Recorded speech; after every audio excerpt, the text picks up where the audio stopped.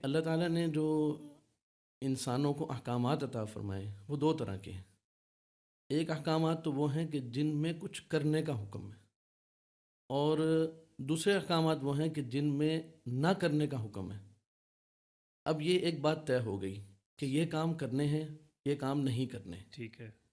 لیکن روزہ ایک ایسا اللہ تعالیٰ کا حکم ہے کہ اس میں ان کاموں سے روکا گیا ہے کہ جن کاموں کے کرنے کی پہلے اجازت تھی، صحیح۔ کہ اب اس مہینے میں یہ کام نہیں کرنے۔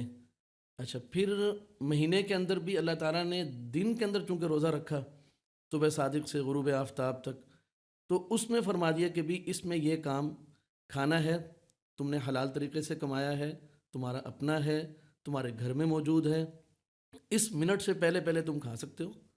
جب یہ منٹ پہنچ گیا، یعنی آج کی اصطلاح میں ہم اس کو منٹ سے تعبیر کر لیتے ہیں، اصل تو وقت ہے، بالکل۔ تو وہ آپ جو ہے اب نہیں کھا سکتے ہیں۔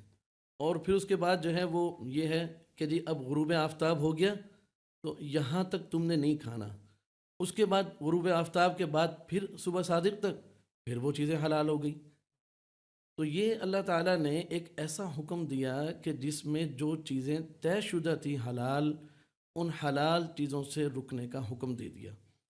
اب یہ چیز ظاہر ہے کہ یہ ایک آزمائش ہے کہ ایک انسان اپنی سوچ کے مطابق، اپنی فکر کے مطابق فوراً ایک سوچتا ہے کہ بھئی یہ چیز تو میرے لیے حلال تھی، اب یہ کیا ہو گیا کہ یکدم میرے اوپر یہ حرام کر دی گئی ہے۔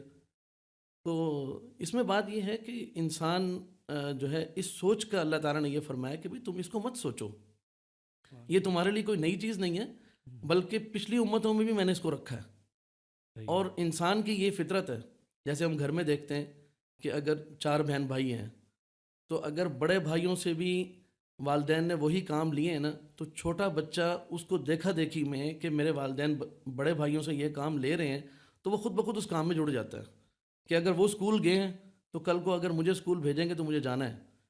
تو انسان کو اللہ تعالیٰ نے ماضی کی تاریخ بتائی کہ بھئی ساری امتوں پر میں نے اس چیز کو رکھا ہے، اس لیے تمہارے لیے یہ کوئی انوکھی چیز نہیں ہے، اور اس طرح انسان کے لیے اس کام کو کرنا آسان ہو گیا۔